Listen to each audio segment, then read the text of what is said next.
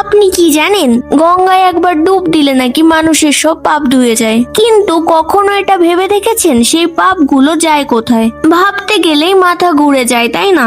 একদিন এই প্রশ্নটা এক ঋষিমণিকে এতটাই ভাবিয়ে তোলেছে, তিনি এই সত্যটা জানার জন্য শুরু করলেন কঠোর তপস্যা। দিনের পর দিন না খেয়ে না ঘুমিয়ে শুধু একটাই প্রশ্ন, গঙ্গায় ধোয়া পাপগুলো আসলে যায় কোথায়? অবশেষে তার তপস্যায় খুশি হয়ে তাকে এক দেবতা দর্শন দেন। ঋষি তখন সঙ্গে সঙ্গে প্রশ্ন করলেন, প্রভু, গঙ্গায় ডুব দিলে যে পাপগুলো ধুয়ে যায়, সেই পাপগুলো আসলে কোথায় যায়?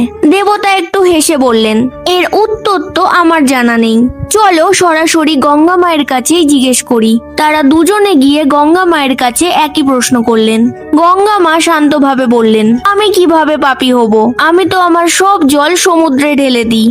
তোমরা বরং সমুদ্র দেবকে গিয়ে জিজ্ঞেস করো। তারপরে তারা গেলেন সমুদ্র দেবতার কাছে।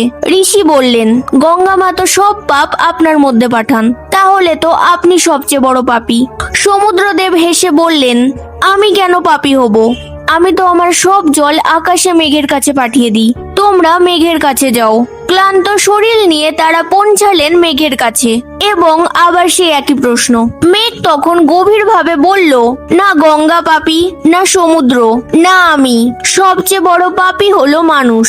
ঋষি অবাক হয়ে তখন জিজ্ঞেস করলেন, মানুষ কেন? মেঘ বলল, আমি তো আমার সব জল বৃষ্টির আকারে পৃথিবীতে ফেলি, যার ফলে ফসল জন্মায়, আর সেই ফসল মানুষ আর প্রাণীরা খায়। কিন্তু মানুষই সেই খাবারকে অপমান করে, নষ্ট করে এবং ফেলে দেয়। সেই জন্য পাপ তার কাছেই ফিরে যায়। ভিডিওটা যারা শেষ অবধি দেখেছেন, কমেন্টে জয় মা গঙ্গা লিখতে ভুলবেন না।